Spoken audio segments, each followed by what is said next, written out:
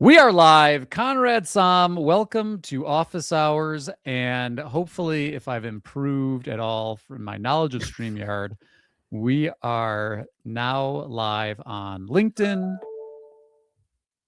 YouTube, and Facebook. Wow. We're getting smarter, Argy.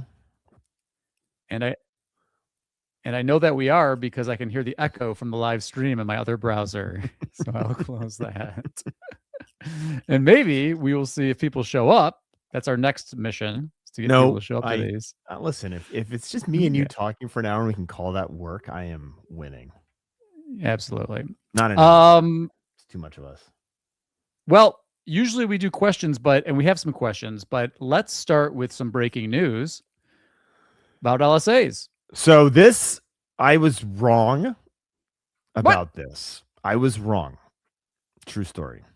Oh my goodness. I already knew you were wrong before they added this report, by the way. I'll tell you why I knew. Go ahead. The news is that Google has just segmented out your direct brand search in local service ads from your non-direct brand search. And that is fantastic news. The reason for that is because of the value. If you put a monetary figure on the value of something, the value of someone looking for your brand and then calling you compared to the value of someone looking for what you do and then calling you is very different. And presumably, if they're already looking for you, they're going to find you. You don't necessarily have to pay them to do that. Google rolled out direct business search, I want to say around 18 months ago. They did it very quietly and they opted everyone in. And that pissed me off because, and then they didn't provide any reporting as to how much of your LSA spend was going towards direct business search versus what I will call incremental low funnel opportunities.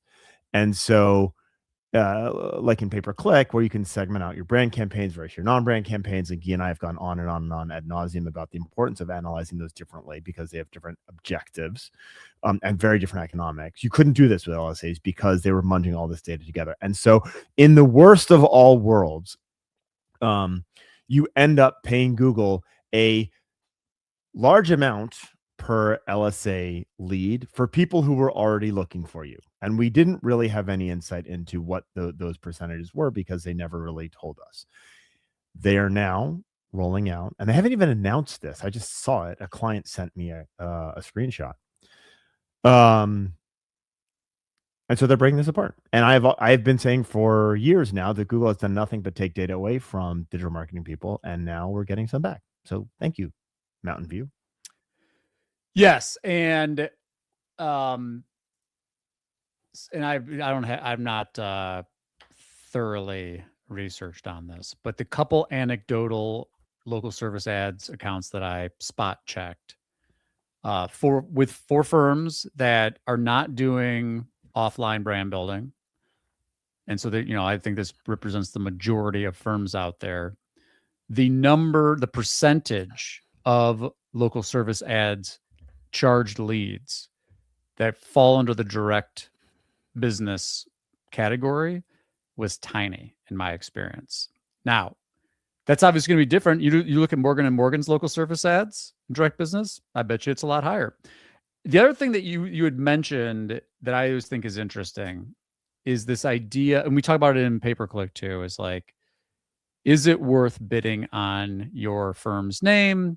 Because presumably they're going to find you anyway. Yeah.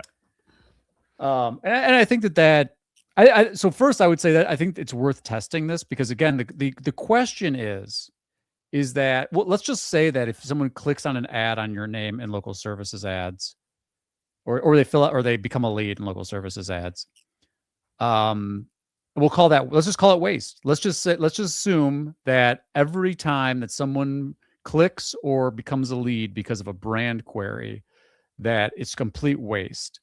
I think there's some arguments that maybe it's not, but let's just say that it is. The benefit, the call it halo or whatever you want to call it, that impacts your incremental non-brand, in my experience, tends to be worth it. Now, again, if you're Morgan & Morgan, maybe that's not true.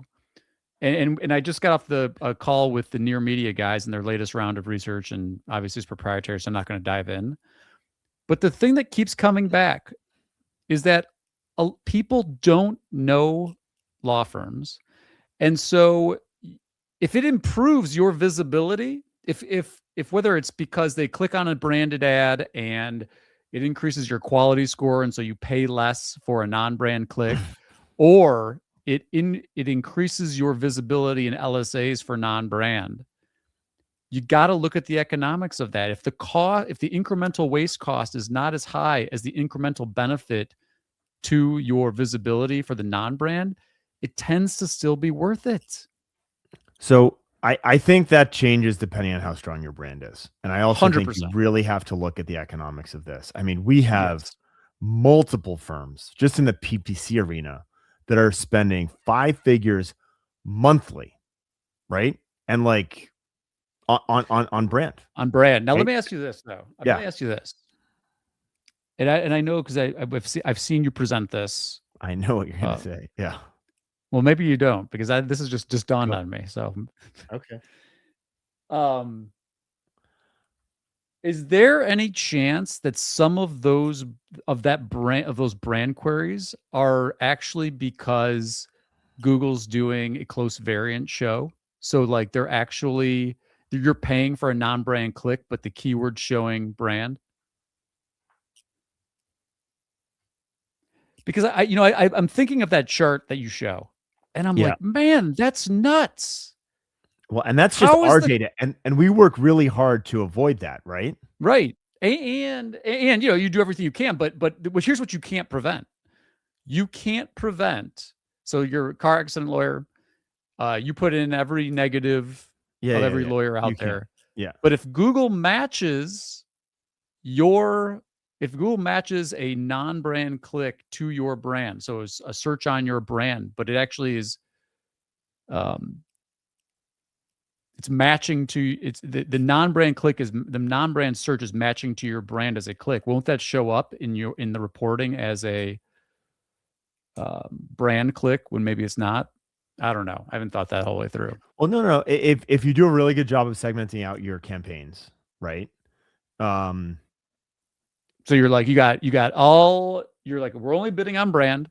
Yeah. You're negativing out everybody else's name as much as possible, which we actually go really, really deep on this because I think it is important. And the fact that the economics are so bad, even for my clients, I'm making, and this is a arrogant thing to say, I'm making the assumption that we do a better job than almost anyone else in minimizing unintended clicks on the brand.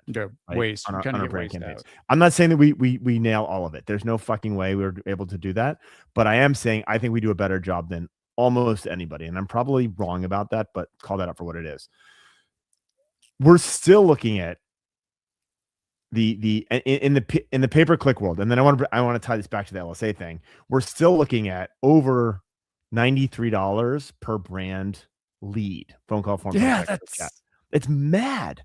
And so the first question that's in pay-per-click. That's in pay-per-click. So what I wanted to see, Guy, was how has that matched up to the clicks on LSA's direct business search, right? And what are the costs?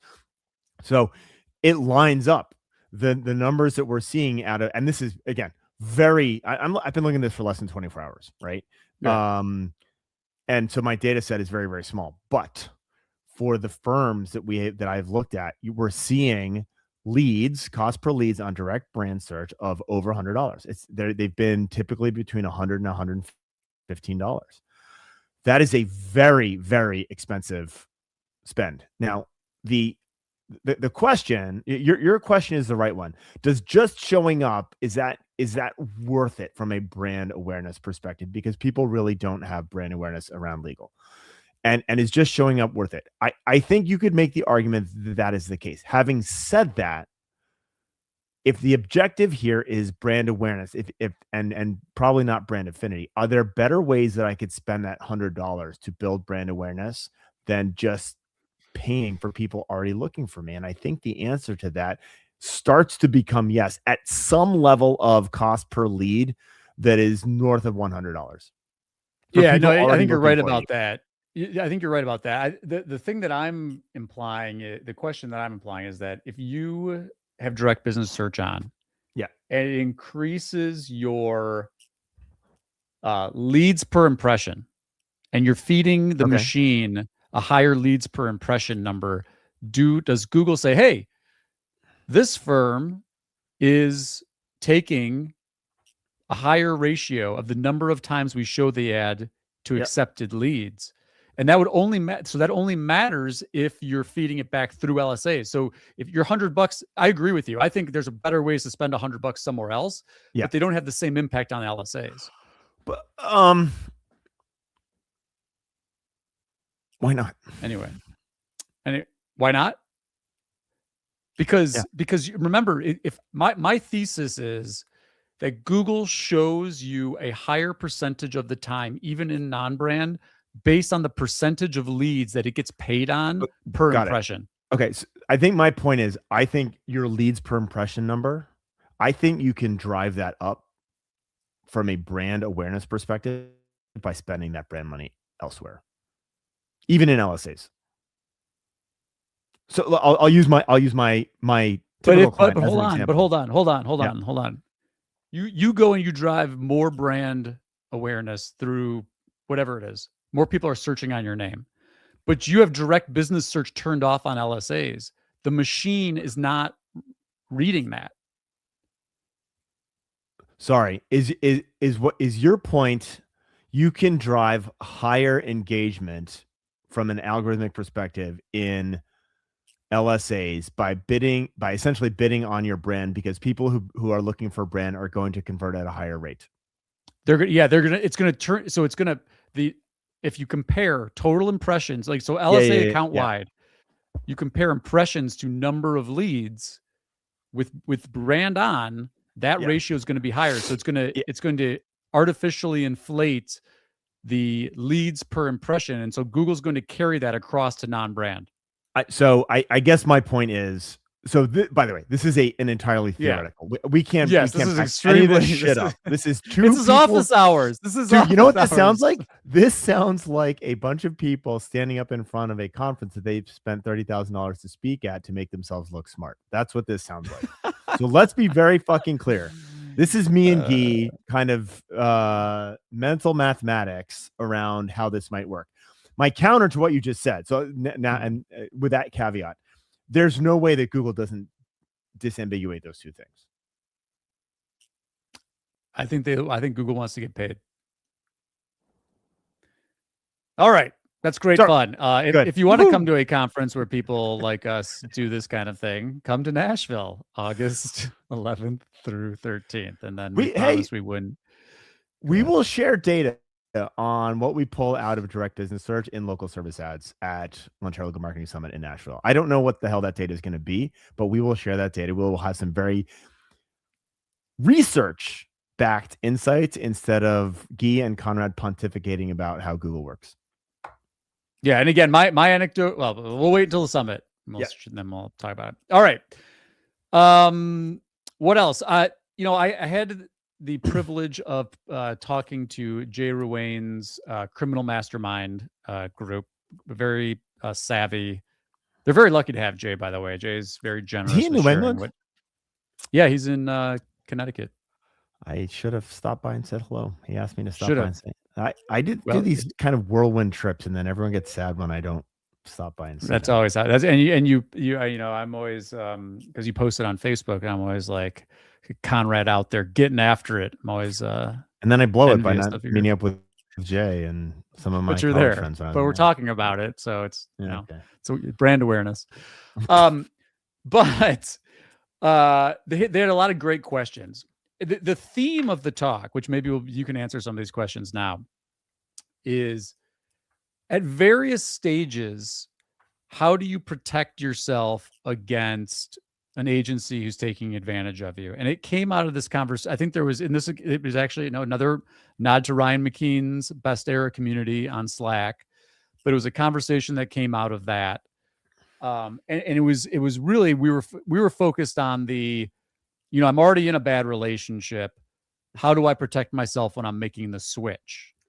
what can I do anything proactively so that, and the specific one was, I think it was like protecting your Google business profile from being hijacked because the agency was listed as either an owner or something and they weren't. And so we're talking about like, how can you go about trying to get control of that Google business profile? So it'd be the similar thing if you're trying to reclaim like a local service ad. So I thought maybe we could hit on some of the high points on the protecting yourself. And you can pick which segment of the market you want to focus on, because the real solution to this is to prevent it before it ever happens by not entering into bad agreements and having admin access at the start, right? Yeah, I mean, so like personal relationships, you can often get into a bad relationship not recognizing that, right? And so I think it's excusable to make those mistakes. Don't make them twice, right? But that does happen. I have a couple of thoughts I've been scribbling while you've been setting it up. Number one is, I think a lot of people don't realize that they're in a bad relationship, both in life and in business partnerships. And Yes. so I think that is. How do you know? How do you know you're in a bad relationship? I think you could probably segment this into two different factors. And I'll give you the factor that I think is important. There's going to be a checklist of things like, do you have access to this? Do they talk about these types of things? Blah, blah, blah. I think you need to think about this is, do I feel like we're sitting on the same side of the desk or not? I'm an ENFP from a Myers-Briggs perspective. I'm intuitive and I read people like that. Are we sitting on the same side of the desk, or are we oppositional? And let me tell you guys, lawyers, some of you guys will not let your vendors on your side of the desk. Some of the times you are the problem with the bad relationship. And you need to get over that. You need to find someone to love you, right? Because if you have an oppositional approach to your vendors, it just doesn't work. It doesn't work as well. And you're going to have arguments instead of forward-looking things or having honest conversations about what's working and what's not. And you're going to take your reporting infrastructure and they're going to take their reporting infrastructure. And you guys are going to spend most of the time fighting over which thing falls in which bucket. And like, that might be on your agency, but it also might be on yourself. You might be the problem. The other couple things just off the bat, and I'm going through this right now. If you are on a garbage website platform, I will call that Scorpion. I will call that anything hard coded. I will call that anything that's on WordPress where they are going to offer to pack up and put on a CD-ROM drive your zip file for your website. Those are not good websites. But if you're in that situation, what I would thoroughly recommend doing is select your vendor, find your new vendor very quietly. I would have them build a new website before you talk to your existing vendor about leaving. I would preempt that so you're not left holding the bag. I've spent way too much time and money and fire drills dealing with, oh my gosh, my vendor's pulling our website tomorrow. Like, what are we supposed to do? So I would just 100% do that. The other thing that I would recommend everyone doing right now, preemptively, create a marketing@mylawfirm.com email address, or, Ethel@marketinglawfirm.com that you can share with another agency that you can have multiple people have access to. And that gives the other agencies the ability to look at what's going on underneath the hood, without tipping off your existing agency. That's great advice. That's exactly what I said. So I obviously think it's very good advice. That was awesome, D. Hey, Conrad, that was a great point. That's exactly. But I'll even say this. So even if you're sitting there right now and you're like, I don't even know if I'm in a bad relationship, go do that anyway. Yeah. So Yeah. you don't even have to even it might just be for you, but this is what you do. You say, hey, we're just doing housekeeping over here, some IT housekeeping here over at the firm. So can you make sure that I've got admin access to Ethel at blah blah blah, Ethel at mylawfirm.com. So it doesn't raise any red flags, right? Yeah.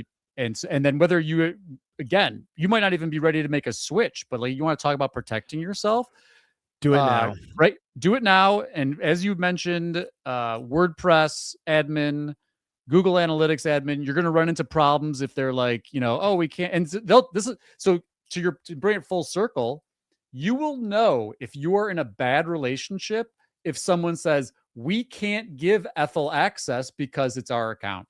That's I mean, that's the relationship equivalent of slavery, right? Like that is a terrible. And let's tick off the boxes here, because there's another thing too that a lot of lawyers don't know, but it's domain registration. Right. Start there. You mentioned this the other day. Have you honestly seen anyone recently registering the domain to themselves?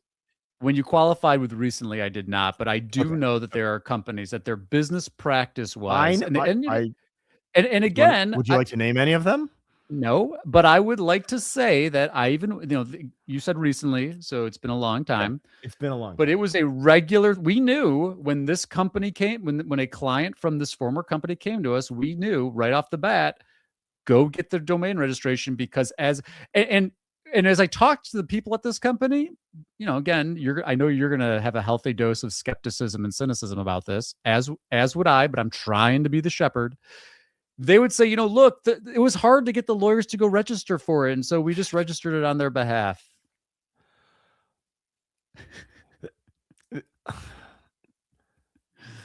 Yeah. By the way, there are still lots of websites registered to agencies out there. Yes. And if you want to spend a bunch of time, it's very easy to find out which agencies have which domains registered to them, if you want to be mean and snarky, which I have done in the past. Okay, what else? You guys had a checklist. So the other one then this is one has come up recently, and it's come up with a company that everybody knows. I'm not going to mention, but the Google business profile ownership, because they've got you. If they've got your Google business profile and they're not willing to relinquish it. But hold on, I have not dealt with this. I don't know if ever is the right word, but like it's easier to go back and get a Google business profile ownership transferred to the business, because you can go through Google, than it is to try and get a domain transferred to anyone. There's no forcing function on a domain. That's right. It is harder, but it's not always as clean. It can be if the company wants to fight about it, it can be a pain to reclaim even Google business profiles. But to your point, yes, you have a little bit more of a recourse because you can go through Google. But if you don't know that, this agency's telling you, they're like, I own your Google business profile. If you don't keep paying me, I'm taking down your profile. And if your profile's suspended, that means no reviews. It means you don't show up for brand search. It means your LSAs are down. Like, they've got you. I've seen this happen, but it's much more rare. And my experience has been, and I'm thinking of two examples here. It has been an in-house person who's left on bad terms, who've then has just tried to light everything on fire.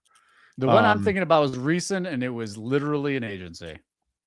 Okay. And it was recent. And it was an agency again. The other thing too, that this happens all the time, and we've been doing this a long time. We know a lot of the players.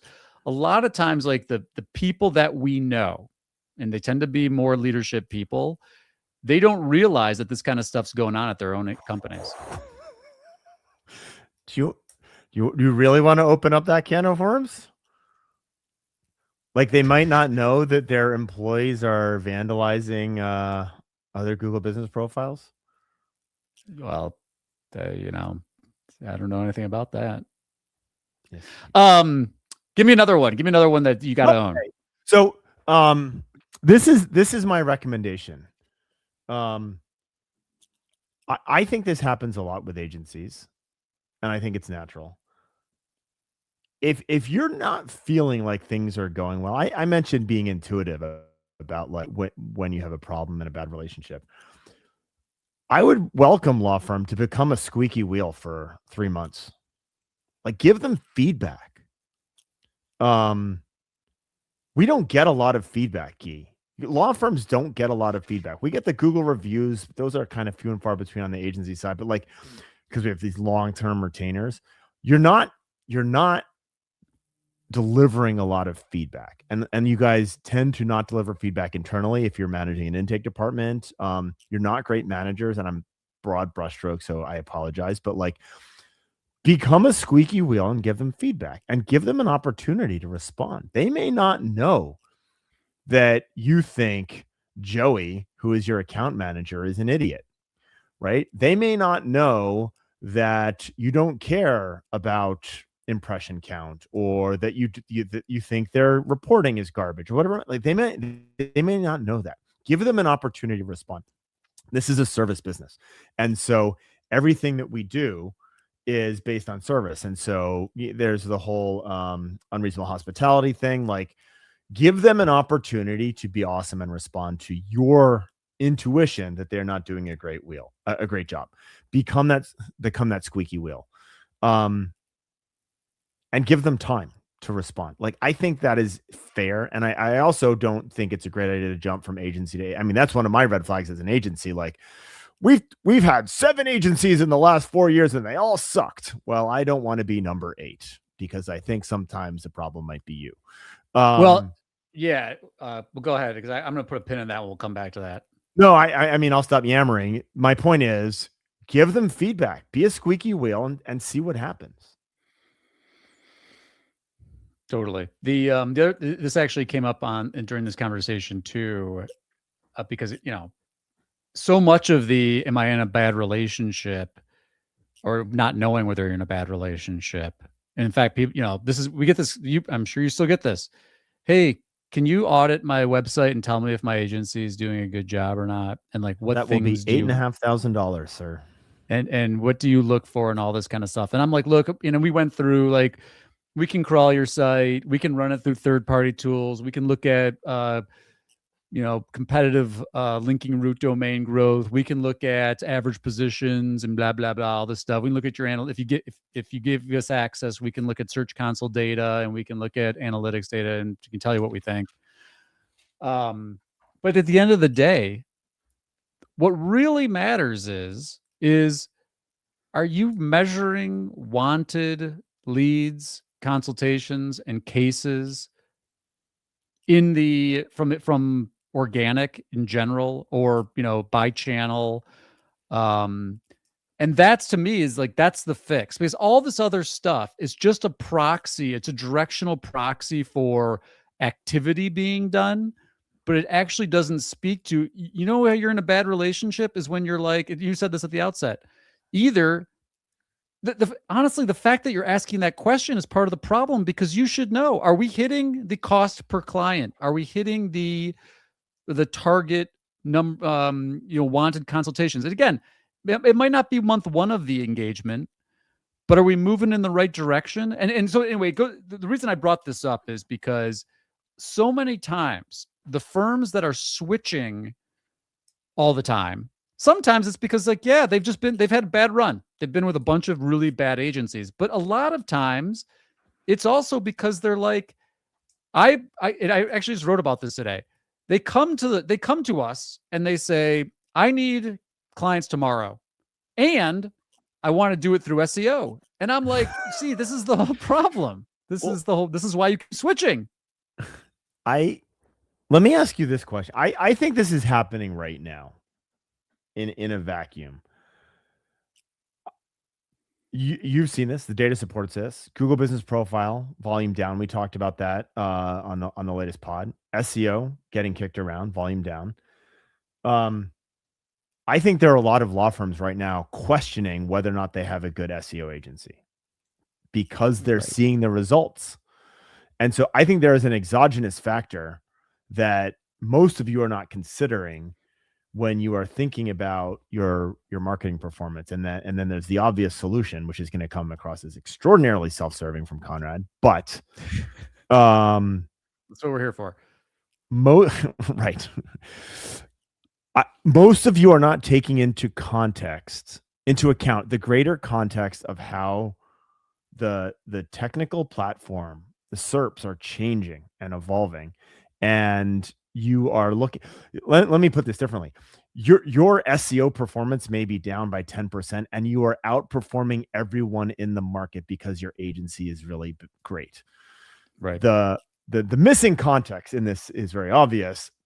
There's a mass diversification of where business is coming from. And so systemically, and again, this is why this is extraordinarily self-serving on my part, but like systemically, are you looking at this portfolio omni-channel theory to your marketing services instead of being like, yeah, well, so there's exogenous factors like SEO is down. Let me give you another exogenous factor.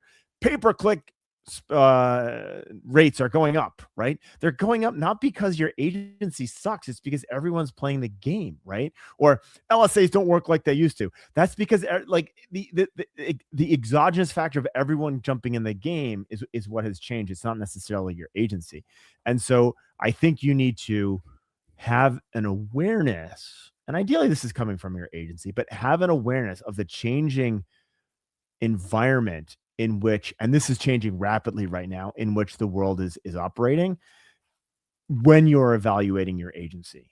And the corollary, not the corollary, the follow-on to that is I would not want the agency that is only SEO.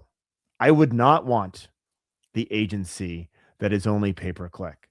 And so, and again, self-serving because we've deliberately diversified for our clients because that's what works. But like, same. I think the specialist in a given marketing channel is a big problem. So this is what I'll say to that. First, same on diversification. Samesies. Wait, you forgot to say the part. That's brilliant, Conrad. I totally agree. I said the same thing. Here's what I would say. I think it's fine to work with specialists, but the specialists, either you have to have somebody in-house who's quarterback, like the maestro, who's the conductor, who knows all this stuff and is looking at the data in an omni-channel way, like you had mentioned, or, you've got a bunch of vendors, and this is the rarity, because this is the problem. And it goes back to your, like, what side of the table you're sitting on. If you have a specialist, even if they're talking to the other quote unquote specialists, there's a conflict because it's in their interest to take credit for everything. That's right. So that's right. And that's my biggest issue with it is I'm like, and we've been in situations where a firm will come to us and they'll be like, we just want to hire you for SEO. And I'm like, I don't want you to do that. But I'm like, if you do, we have to all the players, the CMO, the pay-per-click agency, all the other agencies, and us have to be in alignment on data infrastructure, data integrity, dashboarding, attribution, because everybody's going to do everything they can to take credit for their thing, and you're going to end up cutting off your nose to spite your face. You also just reminded me of a conversation this is from a long time ago, but you had shared that you're in a room similar to that kind of situation where you've got the offline people, the search people, and everybody's fighting. And the firm is like, well, we can't do any attribution to this offline thing, so cut it. And then guess what happens? Everything plummets. Everything sinks. Yeah, I definitely have been in those meetings. And it's awkward. What I thought you were going to say, Guy, was if we're going to do your SEO, we get to get credit for every single phone call that comes through Google Business Profile. Right. That's including the problem, including the brand ones. No, we're going to focus. No, on that's my point, right? So like, and we're going to do PPC, and we're going to turn that business search on. And we're going to run direct business search. We're going to run brand queries only on pay-per-click, and we're going to take credit for every single thing that comes through Google Business Profile. Please increase your spend on TV and radio while we're at it, right? Like And that's absolutely, we are not going to track any qualitative attribution data. So we don't care if someone yeah. says they were referred by you to you or not. We're taking credit for that. Well, let me take this one step further. I think one of the red flags that we did not talk about that you kind of just brought up is the taking credit for leads and focus on leads as the key metric. And there we where your laugh track went. It's so agencies that are so eager to give you up and to the right numbers and big numbers and up and to the right are going to try and in their reporting show exactly that. We did a whole lot of leads. Whether or not they turned into anything, it's not really important, but my graph shows up and to the right.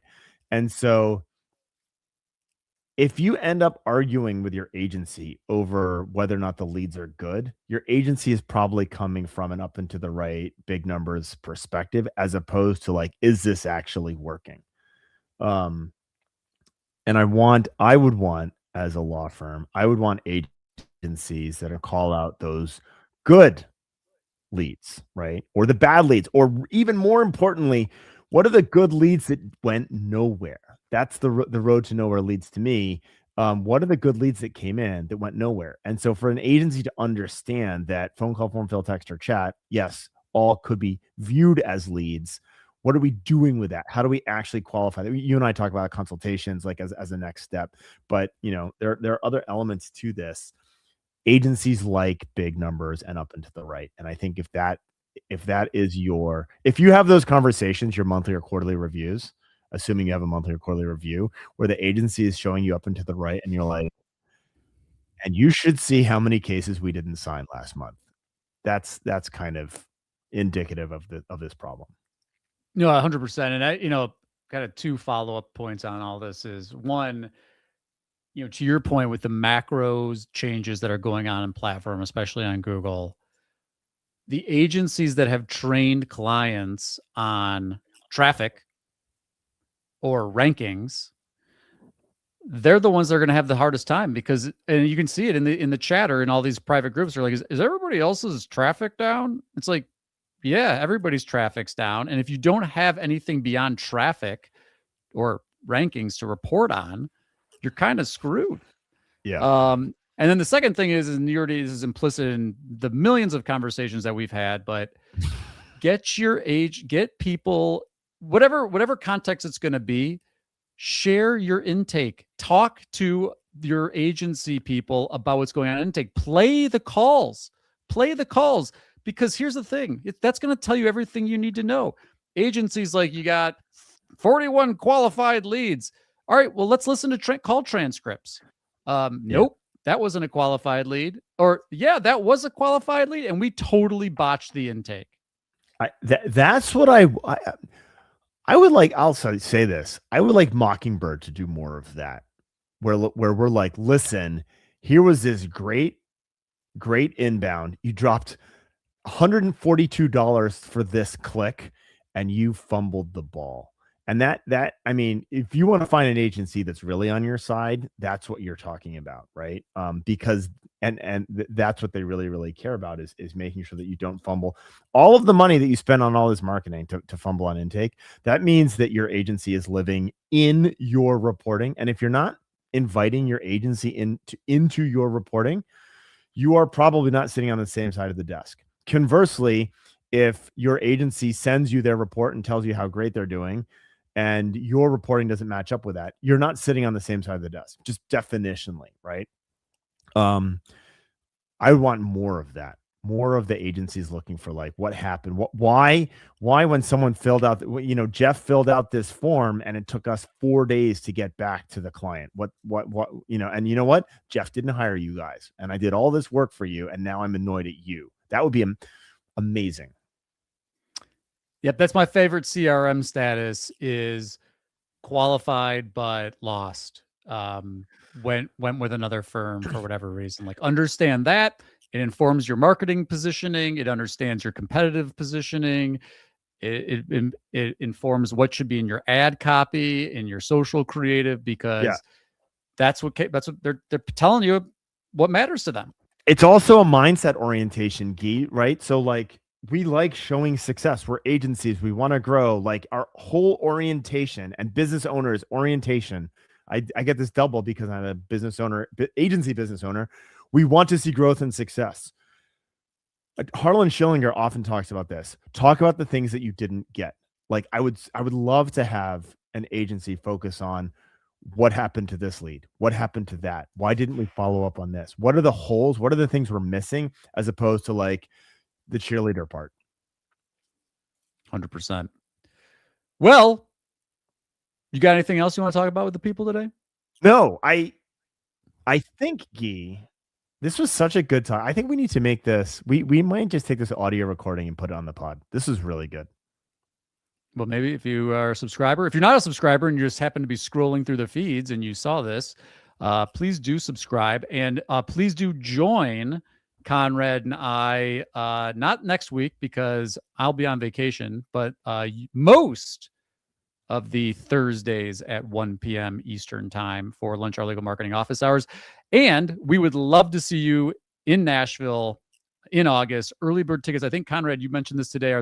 It's only 16 days left of early bird tickets? 16 days to snap up those early bird tickets. Get your tickets. Don't wait. They're not getting any cheaper. Until next time, Conrad and Guy for Lunch Hour Legal Marketing.